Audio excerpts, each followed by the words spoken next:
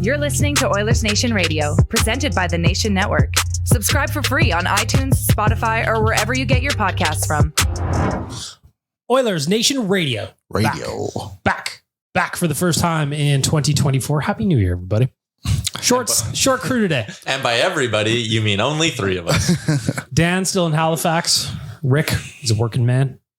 So it's just Bag Milk, Tyler, and Liam today. I didn't know Dan was from Halifax. Did you know Dan's from Halifax? I did not know he was from Halifax. In Halifax? Yeah. I bet he watched Nathan McKinnon play in Halifax. Yeah, he'll tell you about it. Nathan McKinnon, Jonathan Drew, and again. Very, very strict rules about what's a donaire for Dan. Really? Halifax. Really? He takes it. Actually, I know we were being tongue in cheek. I didn't know that about Dan. Yeah. Whatever the Halifax donaire rules are, he abides by. I might have to get a donaire on the way home today. I got a $100 gift card to this pizza place I like to go to for Christmas. That's a great gift. That's amazing. Like 4 meals. My girlfriend's mom buys me the best gifts. So last year she got me tickets to the Arizona Edmonton game, which is when McDavid scored his 60th goal. Obviously at the time she didn't know that was going to happen. And it was like the 8:30 p.m. game, wasn't it? Yeah. And then this year I got the $100 gift card and I would put them on the same pedestal. Yeah, those 8:30 starts are tough. Yeah. It was awesome though. Great game. Historic. How was your Christmas break? Very busy. I had a wedding 2 days ago on New Year's Eve. The best time for all weddings. 7 p.m. start. It was a lot of fun actually, but it was different. Every wedding I've been to is very, very different. I've never been to like the same traditional wedding before. Last traditional wedding I went to, like the ceremony part was like 3 hours. It was very traditional. And all I could think about 3 hours. All I could think about is please get me out of here and don't ever invite me to a wedding again. This one was really short. It was good. The wedding started at 7 and then I bet everything was probably done mixed in there. So it was at Matrix Hotel downtown. Mm-hmm. So you just ceremonies in one room, you walk across the hall to the reception. So between walking across, grabbing beers, a couple of speeches, everything was wrapped by 9:15. That's nice. It's actually pretty good. Start at 7, out at 7:05, on the D floor by 7:15. Yeah. That's the wedding for me.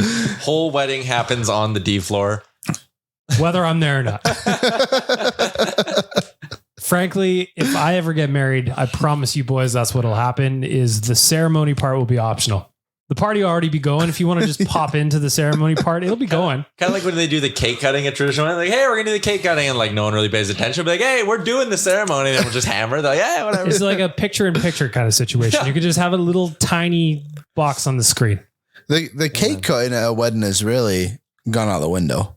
It's not a big thing. It's not a big thing anymore, but I remember probably your guys' parents too. But I've seen the famous picture. Well, not famous. It's famous in my family of my parents cutting the wedding cake. Mm-hmm. It's not, what would you call it? Traditional picture, I suppose. Yeah. Out the window. Gone. My girlfriend made the cake though. We used to be a society. We used to be. Look at us now. Now we're talking about ceremonies going on during the wedding and the celebration, all in one. Guess who else I saw? Not at the wedding, but I was down in Calgary for some family stuff, and there was also a hockey tournament there, so I popped in there for a little bit too. Very intrigued about who you could say that would relate to our listeners. Patrick Marleau. That relates. So Patrick Marleau, Jerome McGinley, who I've seen a couple of times now, Steve Sullivan, and all great former Pittsburgh Penguins. Yeah, and Adam Nugent-Hopkins. And Adam Nugent-Hopkins. He's the coach of one of the teams. Huh. Didn't you say you saw him get a 10-minute misconduct? That was Iginla. Yeah, but they both... Oh, no, sorry, it was. Iginla just loves to yell at refs. It's very... Yeah, it's very That's funny. not how Elvis raised him. No. Come on. Speaking of that, I watched Elvis recently too. The movie? Yeah. How many parts did you take? I did it one. Wow. Yesterday. New year, new me. I told Liam, did you know he met his wife when she was 14? They don't mention that in the movie. They also don't mention his crippling drug addiction beyond a Passover as well. Yeah. It was kind of like, he was getting so tired, he started doing drugs, and that's what killed him. It's like, I feel like there's a little bit more to this. There's a little bit more to it than that. You know? And look, him and his wife got married when she was 21. Note. That's an important footnote there. It was good though. So it sounds like you had a good break. Fun movie. 4 out of 5. 4 out of 5. Yeah. It's a hell of a rating. Shout out to Elvis for all the things that he does. See, the Golden Knights all showed up at the rink for the Winter Classic dressed as Elvis. Maybe should have put their workers' uniforms on. Maybe. I like the Seattle Kraken dressed like guys from the fish market. That was cool. And then they were throwing fish over them. As they came on the ice. A couple of them were like dodging it and stuff, which is It must have been funny. very confusing for people who don't know about that fish market, that very specific fish market in Seattle. Yeah. Which, again, it's like Pike Place, iconic little area. Yep. But that is like just one little spot of Pike Place. I went there the first time back in November on the Nation vacation. Fresh one up at nationgear.ca for join us next month in Arizona. But it really is just a small corner of what is a large market. I expected like a grocery store thing where they're like all just throwing fish and everything's getting thrown. No, it's like two guys. Just a couple of dudes. Yeah. And they only really do it for show. And then if you want to tip them, you can tip them. If you don't, keep walking around the market. Go walk to the gross gum wall that they have just down the pathway. All That is kinds of gross. things to do in Seattle. Yeah. And you'll Free be gum though if you want. Oh Like an elf when boy. popping them in.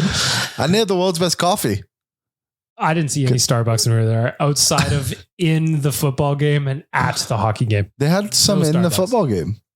Well, it was Really? like They also, it's a half one. I only got drip coffee. the thing I Cool. always get a chuckle out of is that one, the OG Starbucks in Pike Place. The line was so The big. line is like hours long and it's like, it's the same. But right? you can get specific cups there, Tyler. Cool. Yeah. I've been through this conversation before. I love cups. I'm a big cup guy, especially when I'm drinking coffee. Excellent vessels to port your liquids, I find. So Rick and Dan aren't here and we're basically just mailing her in. Well, Yeah. it's time to get to the delicious debate for our friends at Wendy's. I hope you were paying attention. Yesterday was a new week, start of a new week. dailyfaceoffsurvivor.com. dailyfaceoffsurvivor.com. That's where you go to register. You can get some, you can win some snacks. You can win some food. The ultimate grand prize is for 5 Gs, but let me tell you, this game is a little bit harder than you expect. Basically what happens is it gives you some options. You got to pick what you think is going to win that day. And if you do not pick the winner on Monday, you are out. See ya. I have never made it past Wednesday. Nor have I. So the week starts today on Tuesday, which is exciting. So you can still it get in starts today. today? Yeah. Oh. I did the same thing, BM, where I woke up this morning. I was like, damn it, I missed Wendy's yesterday. But because there's only one game, just the Winter Classic. Perfect. You still get it? So I'm in and I'm taking Dylan Larkin to get a point against the San Jose Sharks. All right. I'm going to join you here, and I'm just going to do a little vamping here, a little bit of, I don't remember my password now. I'll figure this out later. But dailyfaceoffsurvivor.com, that's where you need to go. And then you can play for some prizes, a chance at some cash, courtesy of our friends at Wendy's. And tired of leftovers? Go grab yourself a Baconator. Tell them old Bag Milk sent you. Oh. What do you got for us today for a delicious debate, boys? Well, as of late, the Oilers' 5-on-5 scoring has gone through the roof. And a big reason why is because they have a second line that is starting to produce. Warren Foegele, Ryan McLeod, and Leon Draisaitl have become quite the formidable trio. The delicious debate. Is this second line a long-term option for the Oilers? Yes. Because I think Foegele and McLeod, I feel they're not doing anything that's like crazy, right? Like 8 points in 5 games. No, I was going to say their scoring rates are a little nuts, but where they're actually scoring goals from and creating opportunities for themselves, like they should have always been making plays there.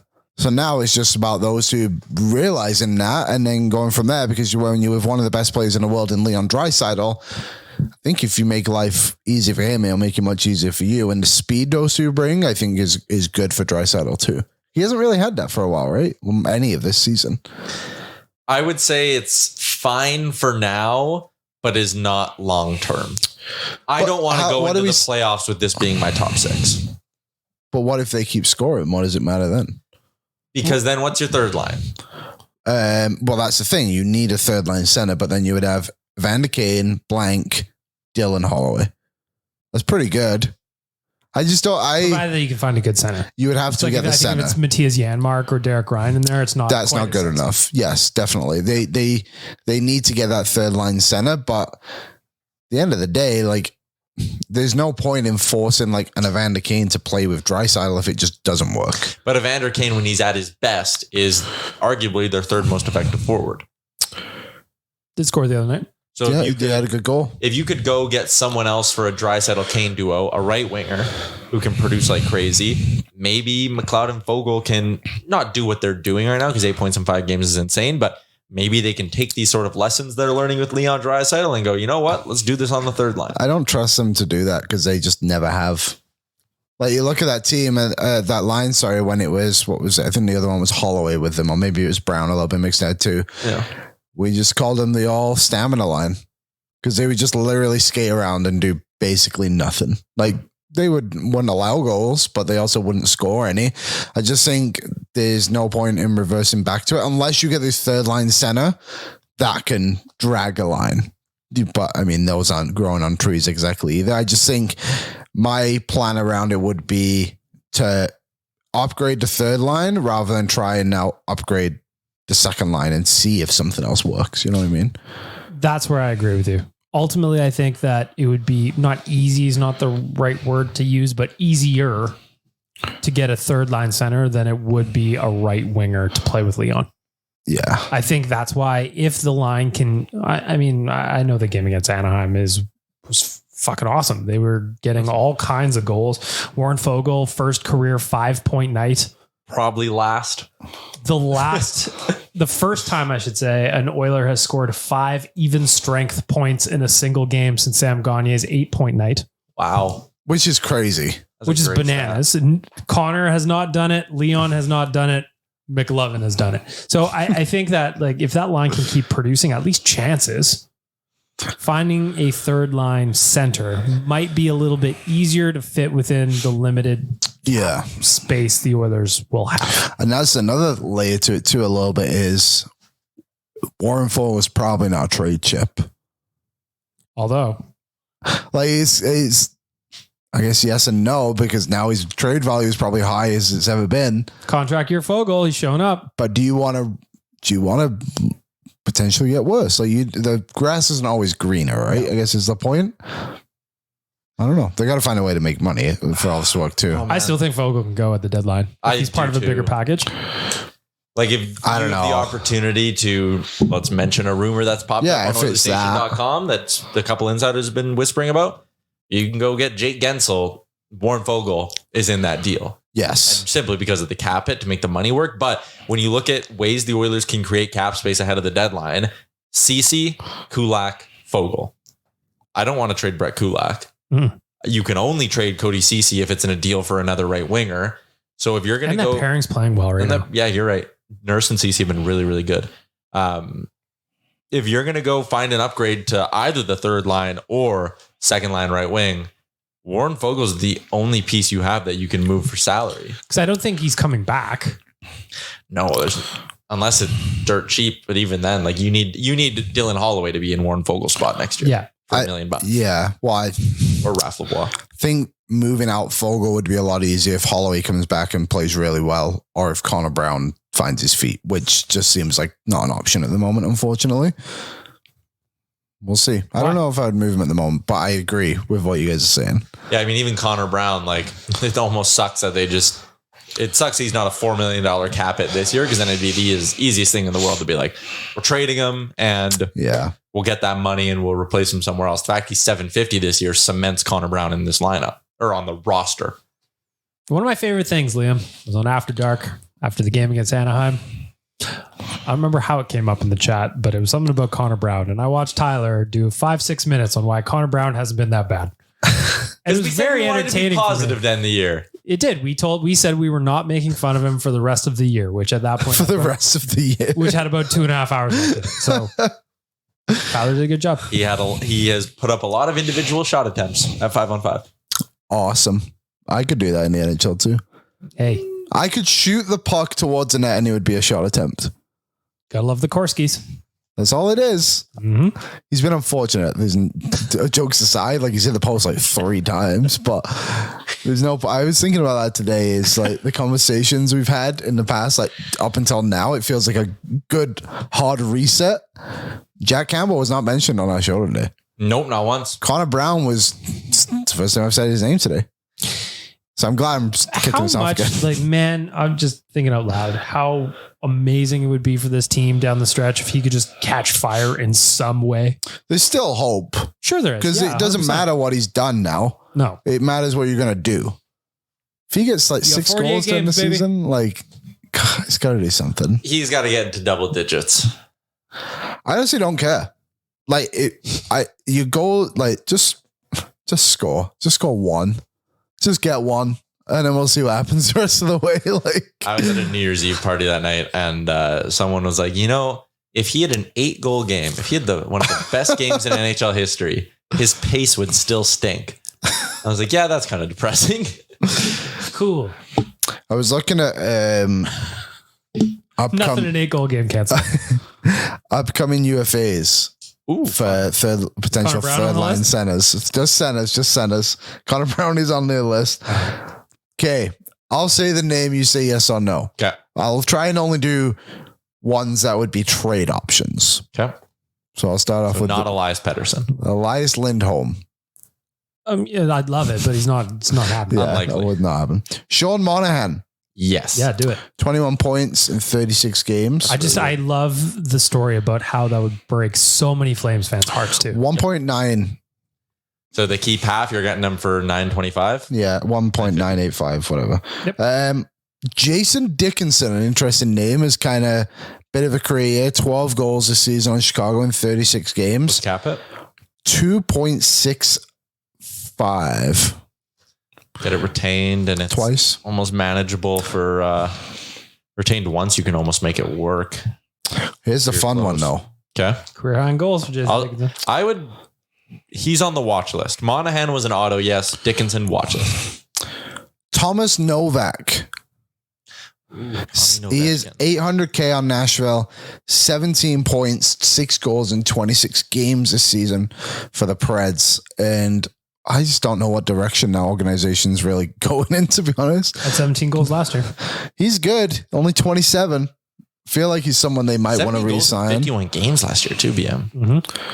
He was almost a point a game guy last year, and he's like not that insanely off it this year. I think it'd be a decent option, to be honest. If he was right-handed, it'd be a lock. Yeah, there is literally. Would they trade him though? Yeah, I don't know if they would. The only other option, from what I'm seeing here, Sam Carrick. The center's depth is really bad. Bob is apparently mentioning him now. Really? Sam Carrick. Well, I was talking to Bob and he was telling me that too. Yeah. So Bob's mentioned him, or was mentioning him ahead of the Anaheim game because he's $750K, right?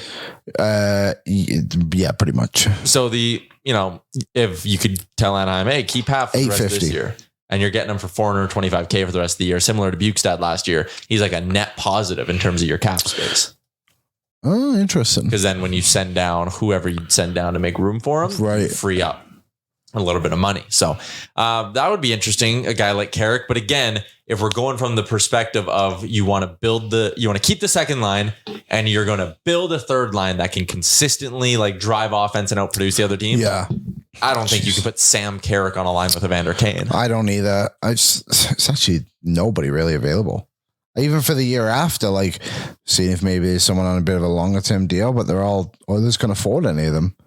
The other thing too is that right now there aren't exactly a lot of sellers outside of like the obvious couple of lotto teams. When does that usually happen?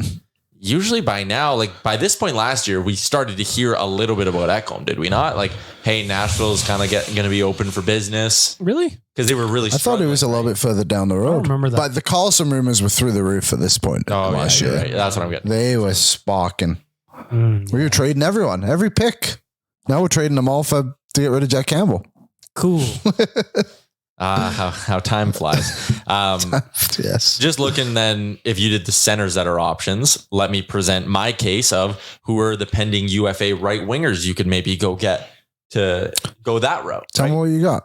Well, let's take a look. Out in Ottawa, there's Vladimir Tarasenko, who's in the final year or in halfway through a 1-year, $5 million deal with the Sens.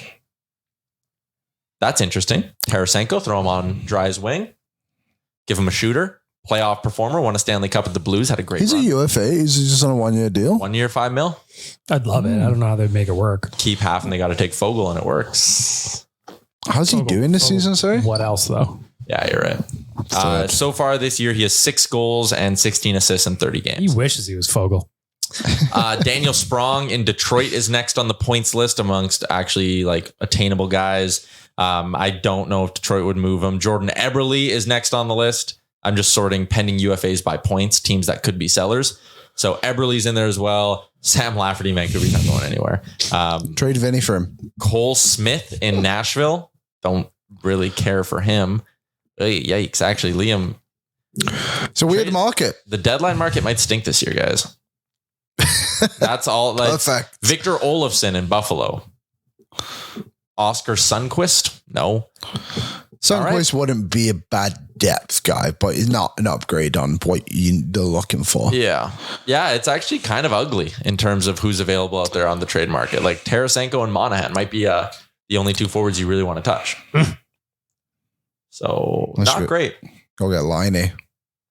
Well, that's why, if you're going to spend 2 second-round picks to get a couple of middling rentals, maybe there's something to be said about the Oilers going out and, all right, first, Borgo, something else. Let's take a bigger swing here. We've talked a lot on Owen every day about the idea of Boone Jenner and how much I would love that. I just went and looked a couple of years ahead too to see if there was like an Ekholm-esque deal. Yeah. The only ones that would be affordable would be a Boone Jenner or a Colton Sissons. Yeah, but Sissons is 32 and is what he is. Boone Jenner has some upside. So that was our delicious debate. Hit us up. Owen Radio Podcast, Twitter and Instagram. Is the second line going to stay together? They got to get split up. Creates a hole in the third line.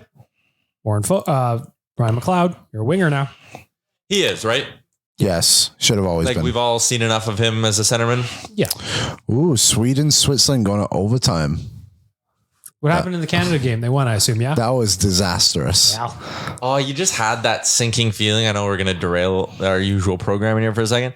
You had that sinking feeling that something just lucky's going to happen here. Like when the game is that close late and you've been the better team for so long, you never get the bounce. It's always the other team that gets the bounce. So I feel for them, but the World Juniors didn't have a great vibe this year. It's tough when they're in Europe. Yeah. Yeah, the start times were tough. Yeah, like if you're out on the East Coast, it's not too bad. You get up. It would have been an 8:30 start today, but 6:30. Liam wrote the preview for Canada Czechia, filed it last night with me, and I'm like, okay, I'll just slot it in tomorrow morning at some point. And then I look at the start time. I go, nope, it's got to go up tonight, or else no one will have a chance to read this. Yeah. It will be dead by the time anybody wakes up. Yes. Yeah. Apparently, Matthew Savoy broke his foot. Ooh. And played. It's tough. You know what else is tough? I need to read this next part verbatim. My favorite part of the show. For a limited time, our listeners can get 25% off and 0 delivery fees on their first order of $15 or more when you download the DoorDash app and enter the promo code NATION25. That is 25% off up to a $10 value and 0 delivery fees on your first order when you download the DoorDash app in the App Store and enter the code NATION25. Don't forget, that is promo code NATION25 for 25% off your first order with DoorDash. Offer valid in Canada, subject to change. Terms do apply. Make it a DoorDash night. There's a game coming up. You've cooked enough for a little while. Holiday season's behind you. Why not order a doner? Or a burger or a pizza? A good New Year's resolution is to try more local restaurants. That's a great one. Like Wendy's. Every restaurant's local, technically. It's true. You can use your DoorDash app. You can download it. Get 25% off your order. Nation25. Order some Wendy's. Where Tyler's pointing. Oh, if you're watching, I wouldn't know you would do it. I was pointing at the promo code. It took me a minute too. I thought he was, yep, never mind. I thought you were saying pause. We have got to do 4 DoorDash, fellas. Couple of big wins since the last episode we recorded. Liam, I'm going to start with you for our friends at DoorDash. Who delivered for you? Well, I give you 2 guys the layup, but I will say Stuart Skinner in the first period of that Kings game. Yeah, I know the Kings were up 2-0, but some of the saves he was making were nuts. Yeah, and very good. I think he's being a bit underappreciated for how well he's done this last little stretch. 920 save percentage in his last 12 games, 10 wins. Like, he's been good. And I know there's still conversation that the others need a goalie, but it's not to replace Skinner. It's to help Skinner. Yep. I think it's a good way to put it. I'll go next because I want to take an easy one. Take Leon Draisaitl off the board. 3 goals in his last 3 games. And that goal he scored from that spot against Anaheim, BM, you and I talked about this on After Dark. That's an I'm back kind of goal. Do you remember he scored his 50th goal a few seasons ago against Anaheim and was on his knees from like a similar spot? From that dead same spot. Yeah. My favorite part about that goal was when they went to show the replay. He wasn't even in frame. He was so far in the corner that they had to do an alternate angle to show him in frame. Great pass by Darnell Nurse on that goal as well. And Leon Draisaitl hammered a puck home from his office. That's a good sign he's back and about to get going on a heater. So shout out to big number 29. I'm going to leave the layups alone for another round, a spirited round of Who Delivered for our friends at DoorDash. I'm going to say Darnell Nurse has been delivering for me, and I'm going to ignore the contract because I'm allowed to do so. Yep. It is what it is. But if you look at what he's doing on the ice, he's playing some really good hockey right now. And the 2 assists that he picked up against Anaheim, it's Anaheim. I know that. But they were primary assists. They were very nice passes, and they set up 2 goals at pivotal points of the game. I think Darnell Nurse is playing some really, really good hockey right now. I want to give him some love. So for DoorDash, Darnell Nurse is delivering for me. He's averaging like 23 minutes a game over this 5-game winning streak. So far this season, Darnell Nurse, he's only been below 20 minutes in a game 3 times. And in all 3 of those games is 1925, 1926, 1938. So his lowest time on ice this year is 1925. Who was that against? The Rangers on October 26th. In that game, if I remember correctly, there was not a lot of... they lost 3-0. But there wasn't a lot of special teams. So he wouldn't have been able to have the extra couple minutes from like PKs or something like that. He was most of that is like 5-on-5. Yep. So, I mean, he's been a minute muncher, as he has been for the last 2 years. But I do like that there's a bit of a movement, BM, just amongst the fan base to start giving this guy some love because he deserves it. Yep. The kid can play. Real recognize real. He was the 7th overall pick for a reason. Who was the 8th that year? Sean Monahan. Oh, wasn't he the 6th? Or no, he was 6th. Yeah. Was it Rasmus Ristolainen? I think it was, yeah. Might have been Rasmus Ristolainen. As much as you might hate the Darnell Nurse contract, remember, we could have very easily had Rasmus Ristolainen. I think it might have been. It was. That 2013 draft is pretty good. Man, I pulled that out of my ass. That was really so good. McKinnon went first. Barkov, you remember Seth Jones was supposed to go second. So it was McKinnon, Barkov, Drouin, Jones, Elias Lindholm, Monahan, Nurse, Ristolainen, Bo Horvat, and Nichushkin. Who was the next D-man after Ristolainen? Samuel Morin, who played 29 games in the NHL. Then Josh Morrissey went 13th. Ryan Pulak, 15th. Mirko Mueller to San Jose at 18. Forgot about him. Most people, even San Jose did. He only played 135 games. And Shea Theodore, 26th overall.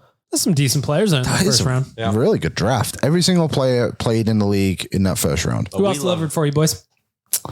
Derek Ryan. Ooh, that's a good one. It was a good call. Yeah. I like that he's dressing like he's in Peaky Blinders these days. Little cap.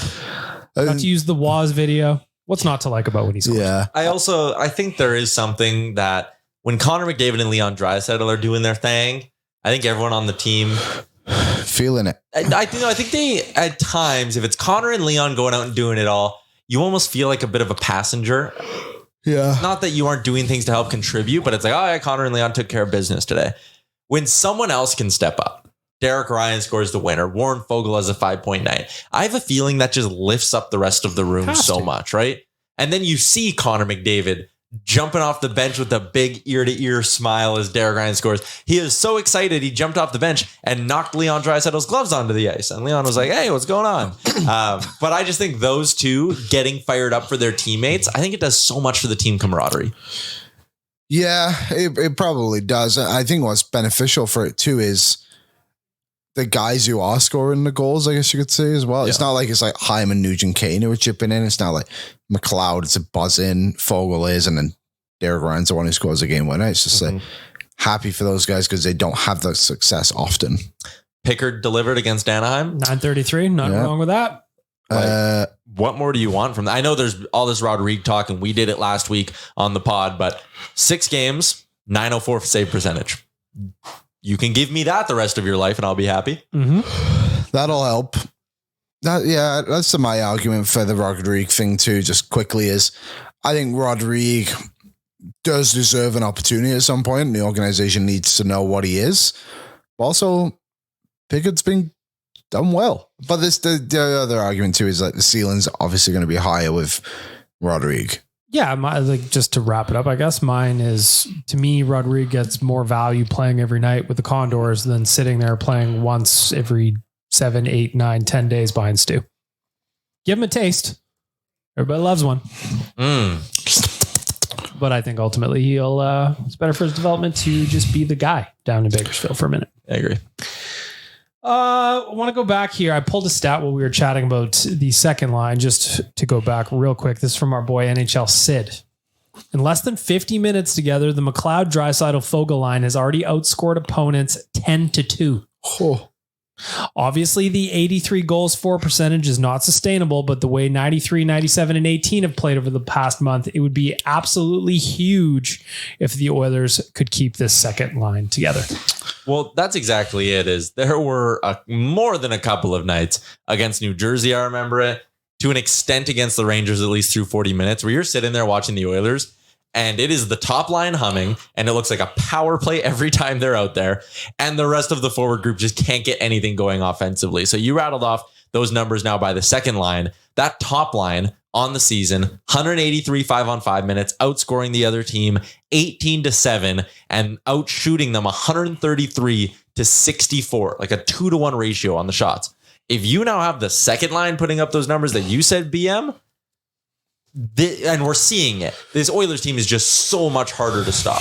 Against LA, the Kings go out, they do their trap thing, play a very boring style of hockey, and Connor McDavid is just too much. Banks one in off his head, makes an elite pass to Draisaitl, who has an elite finish. All the other games have just been the second line humming along and everyone chipping in. And even though Connor McDavid had 1 point against San Jose, 1 point against Anaheim, the Oilers still finished with 12 goals in those 2 games, all of them at 5-on-5. So we're seeing the value of what a high-end, high-production second line is doing. That goal that McDavid scored on Talbot makes me laugh because at the time, that was the second time he tried that in a matter of minutes. And the second time, he's just like, oh, you left me there open again, Cam. Boom, off the head and in. And like, if you're Talbot, I mean, you should know Connor McDavid. Although Connor didn't really start doing that until like the last couple of seasons. Years. But still, oh my God. It's interesting how really elite players are just finding different ways to score goals. Yeah. Like the Michigan is now something that the reason it's called the Michigan is it was so random and unique back then that it was just like, whoa. And now it just happens all the time, it seems like. It's funny that. And then Connor banks one in off people's ear more often than you think he probably could. I was going to say, it's funny that people complain about the Michigan and how like it's not a hockey move and all that kind of stuff, but like it's shooting the puck directly at somebody's head significantly more dangerous than the Michigan. Yeah. He did that. Remember McDavid did that against Arizona against Ingram. Yeah. Like you give him an inch, he takes a mile. Like if Cam Talbot hugs his post and keeps himself fully upright, 1, Connor McDavid also loves going 5-hole from that angle. Yeah, he does. Or 2, again, against LA, you want to cover him, he's just going to find whoever's on the other side of the net and you're giving up a goal there. Like it was just one of those games and one of those stretches where Connor McDavid was not going to be stopped. And then he comes in on the shootout and it's like slowly wanders in and okay, where are you going to give me an opening? Boom, right there. And it's in the back of the net. Like when McDavid's in his zone like that, 1, it's great. BM, you and I love hammering home. Like, remember these games, appreciate and enjoy these games from McDavid because we are in year 9 of his career. No way. Year 8? I don't know. It's probably close. High. That's so crazy, isn't it? Mm-hmm. Sorry. I'm just saying, like, quite the monologue. I know. I went on quite a little rant. I apologize. Nuge also had a nice shootout goal that game, I should have. Vintage, or not vintage Nuge. Talbot kind of thought he was going to do the vintage Nuge thing, then he actually made a move. He almost did like a Connor-esque move. Yeah. Anyway, the next person I wanted to talk about before we bring Waz in for Can You Clear That Out For Me is Ryan McLeod earlier in the season looked like he would never score again. Skated all the way to Mundare. In his last 5 games, he has 5 goals. The only game he did not score in was against the LA Kings. Did have 2 against the Devils earlier. Got the McLeod versus McLeod battle went to Ryan. Yeah.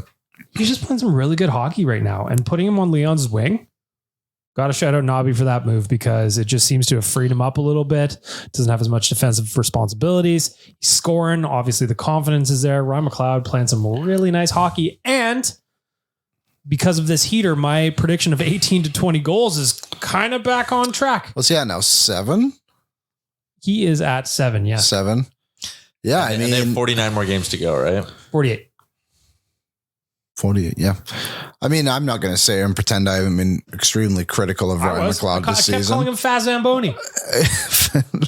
He just he needed this so bad. I just think the center thing wasn't working for him and it was becoming so evident. But the problem is what they've ran into. And I think we discussed this after that Devils game too, when they switched the lines going into the Rangers game is, well, who's going to be your third line center now? But McLeod is doing really well. And I think, like I said, the thing that's keeping it sustainable for me is he's not doing anything pretty. He's literally just going to the net and his stick is on the ice and he's kind of banging them home. The one against, maybe it was the Anaheim game where he kind of comes in and he shoots and catches it across the goalie there. That's a good goal for sure. But he wouldn't have that confidence if he didn't initially just go to the net and get a few himself. So he's been great. And I think they need to kind of keep it going with him because his contract is good for what he's doing production wise in this last little bit. Yeah. I mean, this is what you want when you sign a guy like that to that kind of a deal, right? Is he's supposed to keep growing throughout the course of the contract. He's only 24. He just turned 24 back in September. And he's one of those guys that's been on the team now for a few years. I feel like, and I'm maybe guilty of this too, I maybe run out of patience a little bit quicker with him than you would if he was Raph Lavoie, who's, only a year younger and jumping up to the team right now. But for me, it's frustrating. I still want to see him shoot more. Yeah, what's his shots at right now? Well, he scored 5 goals on 6 shots in his last 5 games. That's dude, pretty good, right? Good things happen when you rip the puck. He had the one against New Jersey that was just corrals it and fires a wrist shot on net, and he picked a corner. And it's I wish he would have more confidence to keep shooting the puck. The fact that, again, we're at this point in the season and there's goal against San Jose was he looped around the outside, just ripped it far post and went in. Mm-hmm. Yeah, do that more. He only has 3 games this year where he's had more than 2 shots on goal. Fire the puck, dude. That's my thing. And before this stretch, he scored in them. Yeah. Where he shot more than once, he scored goals. Crazy little thing. Right now he's shooting at 15.9%. He's something. Shoot the puck, man. I did the math on the pregame show, one of the pregame shows over the weekend, but he goes out and has the 4th or 3rd highest shooting percentage on the team, but is 12th on the team in shots on goal. Only 44 shots on net so far through 34 games. It's wild. Not nearly enough. No. I like him. And you know what? If you're going to play with Leon, you got to shoot more, man. Yeah. He'll get it to you. Shoot it. That's why Foegele kind of works, is he does rip the puck fairly well. He just misses the net a ton. But at least he shoots, I suppose. Multi-goal performance against Anaheim. Take it. 5 points for McLovin. Very, very, very nice. This stretch for that second line, aside from what just happened, because you probably should have won 2 of those 3 games either way if your second line was working or not on the California trip. But now you have way more games coming up which you can continue to win. This win streak, if the Phillies are toughest game for the next 2 weeks on paper. Yeah, for those who aren't familiar with the schedule, it's Philly, then Ottawa at home, then they're on the road for Chicago, Detroit, and Montreal. And those aren't easy places to go and play. No. There's 3 pretty difficult places to go and day in the sense of the atmosphere in the arena, but the Oilers should be able to neutralize all 3 of the crowds in all 3 of those buildings because they're the Edmonton Oilers and they're better than 3 of the worst teams in the league. And we will preview tonight's game against the Philadelphia Flyers after we take a quick break and then welcome Waz in for his signature segment. Can you clear that up for me? If there's one thing better than sharing memories, that's making new ones. Alberta Blue Cross Travel Insurance protects your memories and more wherever travel takes you. Visit ab.bluecross.ca/travel for more information. Come with us to Arizona. Next month, we are going down to watch the boys play in a teeny tiny little barn. And thanks to our friends at Alberta Blue Cross, we're going to be covered during that trip to Arizona. Go to nationgear.ca, get the details. We've got the full package for you, or we've got a flightless package if you're already down there, or you want to make your way down on your own. Nationgear.ca, come check out the Nation Vacation with us, presented by Alberta Blue Cross. Come with me to Waz, you're up. Phoenix. Can you clear that up for me? I hope you can. Waz, I haven't seen you since last year. You guys did this like 4 times in our Tuesday morning. That was mostly me. I always like to bring the dad jokes at the end of the year. So, but can you clear this up for me? I've got a few, and one just kind of sprung to mind. Tyler, you got the schedule here. We've been saying a lot in January here. We've got an easy schedule for the Oilers, but some will say there's no such thing as an easy schedule. There's no such thing as easy opponents in the NHL. Can you clear that up for me? Why is it such an easy schedule, you would say, for the Oilers? Because they play 3 good teams. Yeah, like I think on paper there are no gimme nights in the NHL, so I do understand where people are coming from with that. But when you look at a schedule that features Ottawa down in the dumps, Chicago, twice Chicago, absolute dumpster fire of a team right now, and a team the Oilers have beaten.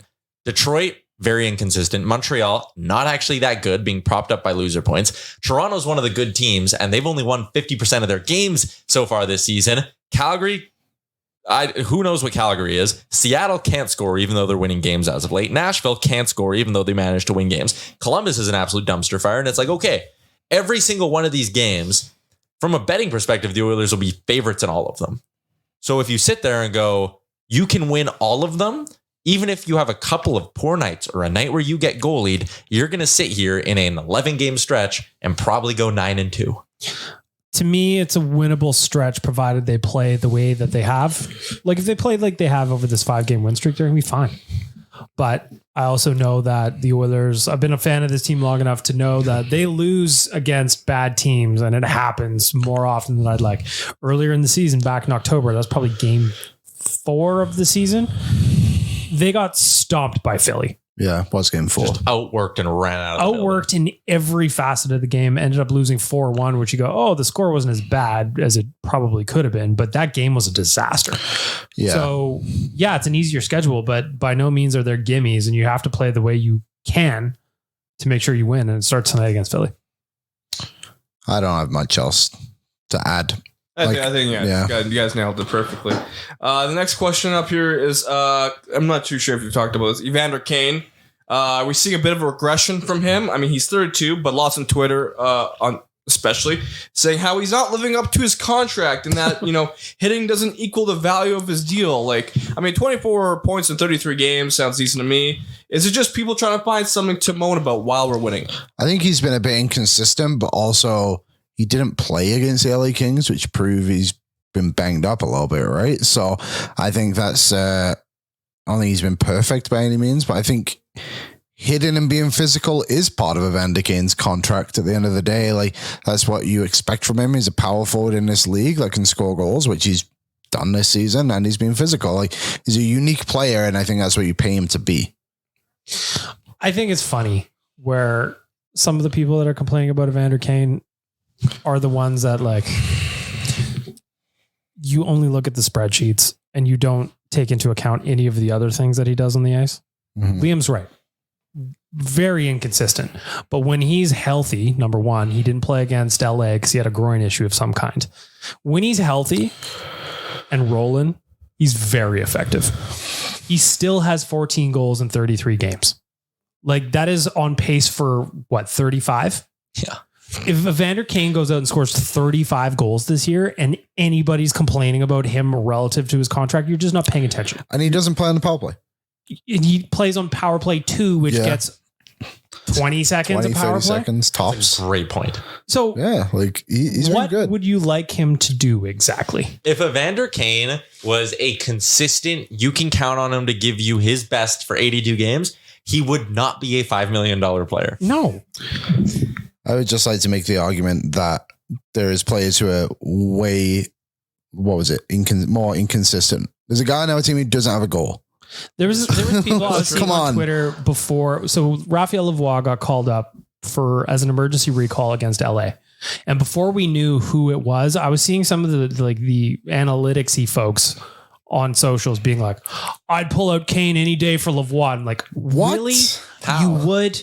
Because one of them has 24 points this year. One of them doesn't have a single NHL point ever. One of them has one. I don't remember. Evander Kane is scoring at the same pace as Lavoie, I think, this year, or close to it. And one of them's in the NHL, one of them's in the AHL. So I don't get it at all.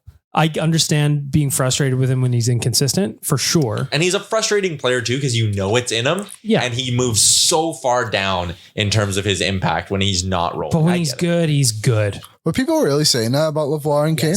That's absolutely insane. Even like Connor Brown, for example. I would take Connor Brown out of the lineup for Raphael Lavoie in an absolute heartbeat.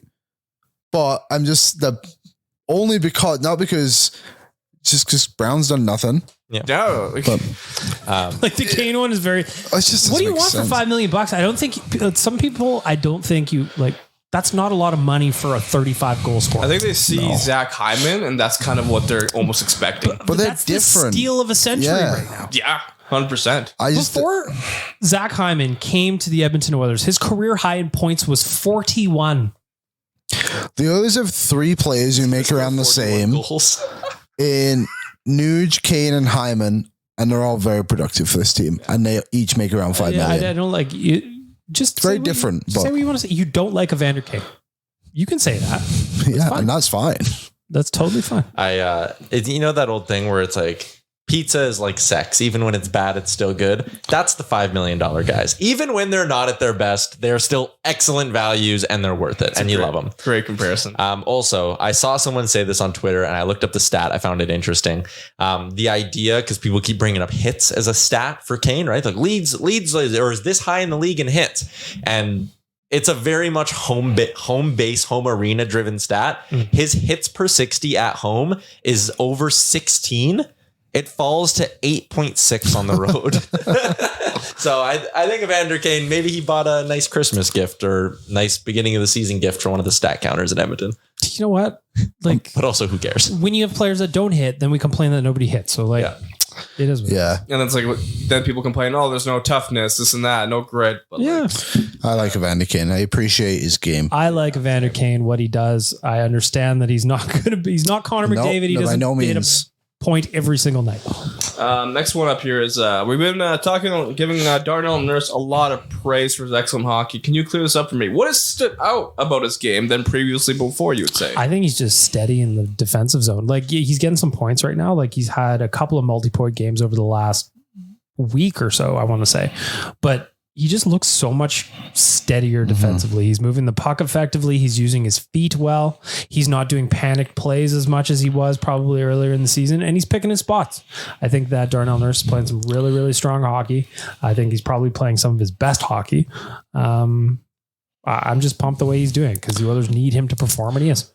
I don't think the errors are as blatant anymore. Totally. Like, turnovers are going to happen. It's hockey. Especially when you play as much as him. Yes, it's going to happen. You look at any other top player, they'll probably do something similar. But last year, I've said this a few times before, but the one that will always stick out for me forever, and I think it was the one that tipped a lot of people over the edge, was the St. Louis game, where he basically just passed it to whoever it was right in front of the net, and he just went in. It's like, yeah, that was bad, but we haven't seen that.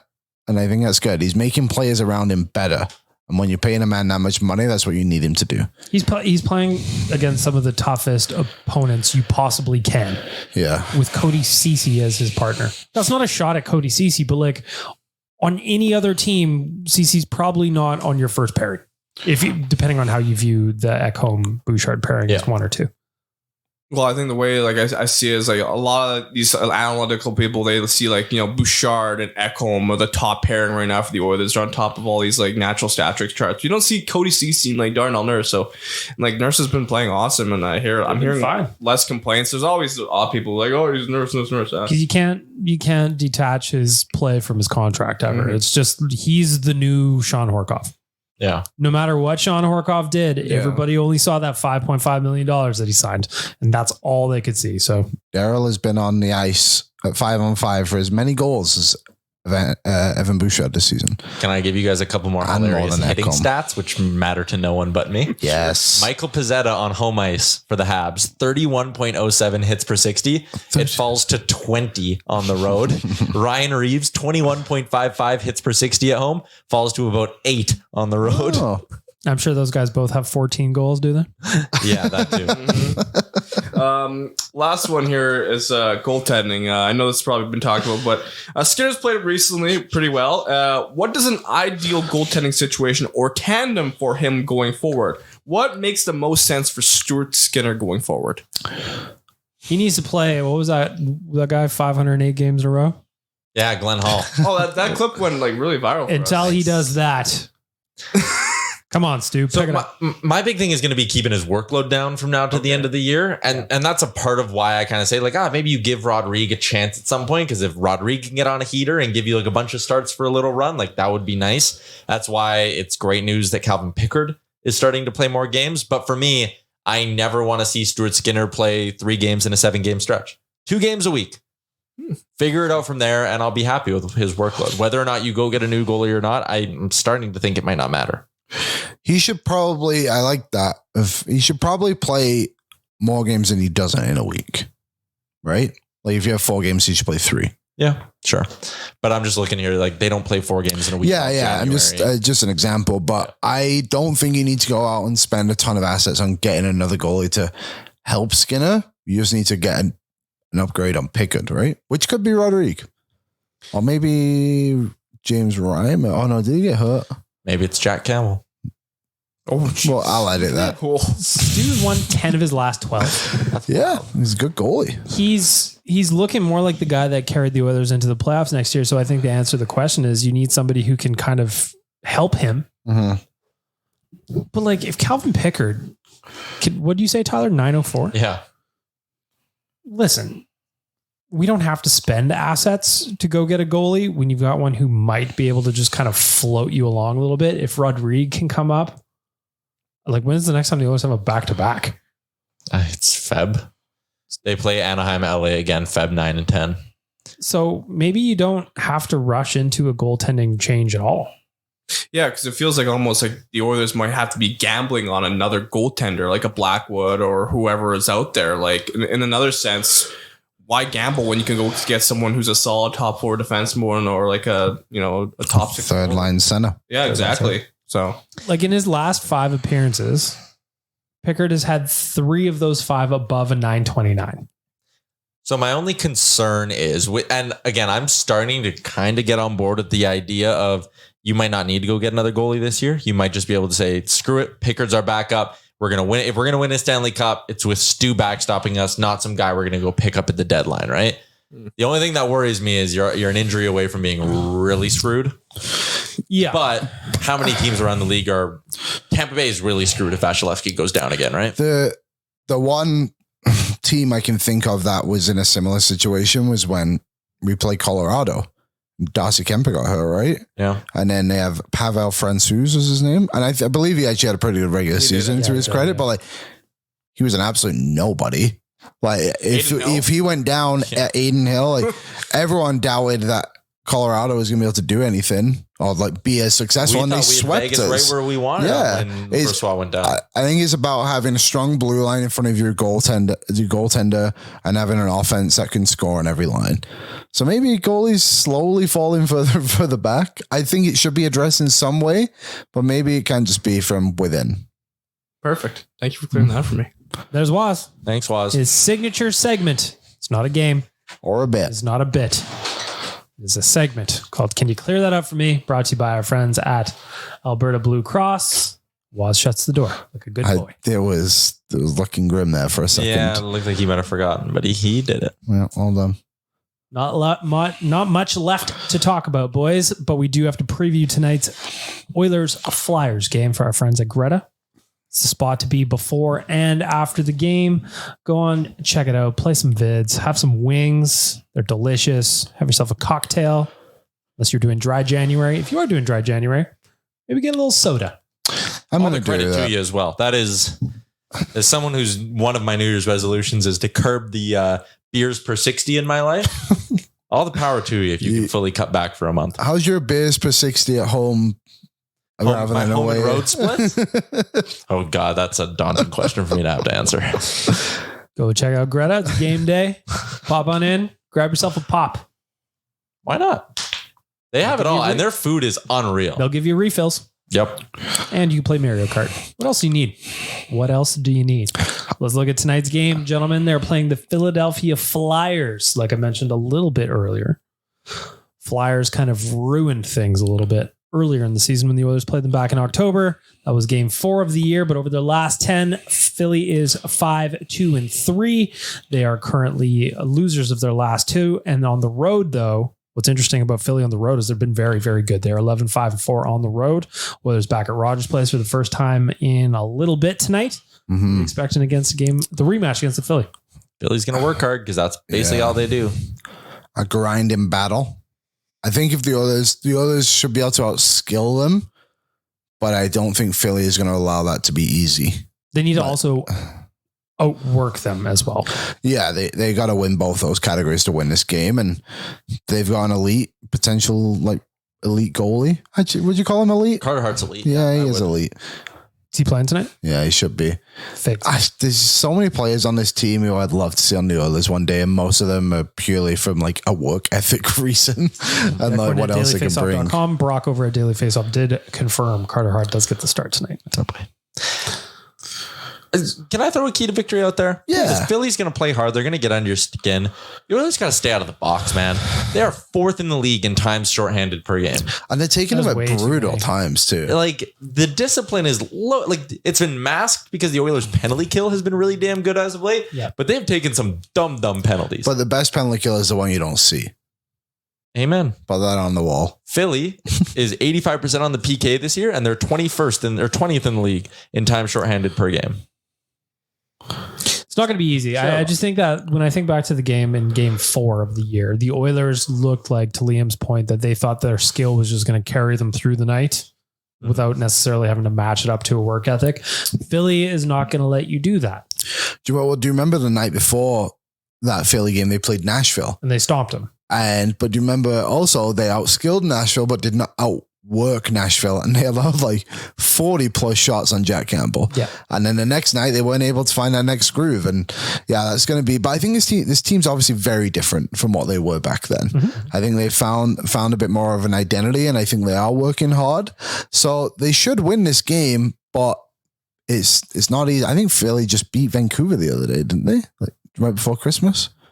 Yes. Maybe after Christmas. And then they lost good teams. Seattle and they're not a surprise anymore. This is who the Philadelphia Flyers are. They're a good hockey team. They're probably a playoff team. I still think at some point they're losing 8 of 10. I believe. I just don't. I believe if you have if you have a goalie, you can go a long way. We've seen it the other way. They have lost 4 of their last 5. Well, I've said they could lose 8 of the next 10. The other thing too is Philly's offense. They've scored 109 goals so far this season. Compare that, the Oilers have scored 123, but the Oilers have given up 11 more than Philly has, and they're supposed to be the better team. So I think another thing is, yes, work hard, all that, but pay attention to your puck details. Like, don't try and force stuff that's not there. Philly will take advantage of it. They will score on you, even though they don't have the top end skill that the Oilers do. Hopefully they do fall off though, because like I said, there's a few players that would be good options. Nick Seeler would be great. Yeah, good veteran defenseman. It's like $700K. Yeah. What do you like, Scott Lawton? I like Scott Lawton, but he's a little pricey, isn't he? He's $3 million. It's not insane, but like fitting that in this year might be tough. He's got term too, yeah, right? I think he has 2 more years. So he'd probably cost you a pretty penny to go get. I might pay it. But they would have to be out of the playoff picture. Yeah. And also I feel like that's a team that wants to find success. If it doesn't necessarily come this season, they would like to not wait 5 more years to get it. Yep. So they might not be willing to let go of guys with longer term deals. Remember, they got Matvei Michkov coming. They do. And Katagoche. Yeah, they have a great farm team. Interesting that Carter Hart's in the last year of his deal. He'll be an RFA after this season. But he is in the last year of his deal at $3.9 million. He's going to get a big bump. He's going to be an $8 million guy next year, I bet. Yeah, probably. $8 million. 8 by 8? I bet you would get 9. You might. He's really good. Can't believe that guy went in the 3rd round. Similar to Dustin Wolf, though, right? Where both Everett goalies, small-ish WHL guys. Like Hart's not like 6'7" or anything. You know. Good news is that the Flyers are still paying Ilya Bryzgalov for another 3 years after this one, so that's cool. So he was a 2nd round pick. Shout out to Ilya. Was that their compliance buyout, or is he actually dead money? It was a compliance buyout. Yeah. There are some funny ones around the league when you go look at Cap Friendly. Like Mike Richards is on the books for like 5 more years in LA. Is he really? Yeah.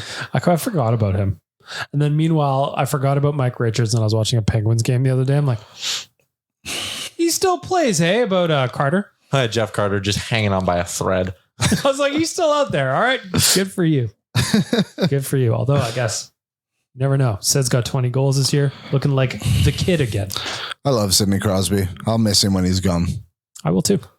Just it's kind of a legend. Well, not kind of. He is a legend. Any other keys to victory tonight over the Philadelphia Flyers? Don't chase the game. I think getting out to a lead is very important. I think you'll waste a lot of energy if you just chase the game, right? And Philly, like we said, they're going to try and grind you down, so it might be a little bit harder. And they have a great goalie, so make life easy for yourself tonight. I think that I want to touch on that one. They do have a really good goalie in Carter Hart, and he's going to be playing tonight, as confirmed by Brock at dailyfaceoff.com. Don't make life easy for him. Get in his kitchen, get in the crease, get bodies in front of him, get people in his eye lines. If he can see it, he's probably going to stop it. He does have good career numbers against the Oilers, north of a 905, goals against average in the in the low 3s, I think. Mm-hmm. So Carter Hart's been good in these kind of homecoming games, so to speak. So yeah, you definitely don't want him to get on any sort of a roll. I know what else you guys are thinking. Carter Hart picked 48th overall. Who did the Oilers pick in the second round that year? I don't really want to know. Tyler Benson. Like the guy who's playing for the Hendersons overnight? That kid, yeah. Still got it. I think he's only 27. To be fair. 25. At the moment, we loved that pick. In the moment, yeah, we did. But I think I would like it a lot more now if it was Carter Hart. I mean, if we played that game, we'd be going for right. But the argument can't even be like, oh, how did you not take the local guy? Because they took the local guy. Yeah, like in the moment when Benson's on the board, that's such a good dart to throw. Yeah, probably. Darn. Way she goes. He scored a goal though for the Oilers. Who? Benson. I was there actually for that game. Did you hear about this stuff with Cole Perfetti and Ryan Hartman? So Cole Perfetti gave Kirill Kaprizov a shot and he left the game. Couple of minutes goes by. Ryan Hartman and Cole Perfetti are taking a face off and Hartman wins the drawback and then whacks Perfetti in the mouth with his stick. Ouch. And Perfetti comes out and is like, yeah, he told me that was on purpose because of Kaprizov. And Perfetti was mic'd up for the game. So they have proof that Hartman was like, yeah, that was for hitting Kaprizov, buddy. I'm whacking you in the face. Did they play the audio? I haven't seen the audio anywhere on Twitter. But the NHL, apparently it's in the CBA that anything that comes out as a result of a player wearing a mic for a broadcast can't be used against them. Oh, come on, man. So Hartman basically was like, yeah, I tried to take your teeth out on purpose. And the league's like, give me a feed where I get to hear that stuff. Yeah. I'll pay for that. I'd love to hear some of the mic'd up stuff. Put them on a delay even. I don't care. You know, I know it gets a little crazy out there sometimes. All right, score prediction, boys. Philadelphia Flyers in town. Oilers on a 5-game win streak. Will they make it 6, Liam Orman? I will say 3-1 Oilers. I'm going to say Philly is totally out of gas. They're at the end of a bit of a long road trip here that started on December 28th. I'm going to say Philly loses. The Oilers take it to them and win this thing 5-2. I'm going to say a 4-2 win coming at you. I'm going to say the fourth goal, however, is an empty netter. Oh, power play goal? I did bet on over 1.5 power play goals at plus 153 today. Courtesy of our friends at Betway, because I'm 19 plus and can do so responsibly. Me and you hit big on Betway with the Oilers to win every period against the Ducks. Plus 750. Holy baloney. That was a real nice one. Plus 750. That was so electric watching Kulak score. Yeah, when Kulak scored. Oh, they only scored one in the third. Fist pumping was in my house was sky high. Wow. Almost punched the roof, Liam. That's how hard I was fist pumping. You have very low roofs, so. Wow. I'm very tall. Very, very tall. I leapt like a gazelle. There you have it. Tuesday episode of Oilers Nation Radio. We are back. We'll be back on Friday. Maybe with a full squad. Stay tuned. Maybe not. You'll never know. Find out. Liam and I are on After Dark tonight. Go check it out. Post game on YouTube. Subscribe, and also nationgear.ca. Join us on the Nation Vacation that's coming up to Arizona. All 3 of us will be there. Yes, we will. You're going to want to join us. And I will be there legally because I still have my passport for a few more months. All right. Have a great week, everybody.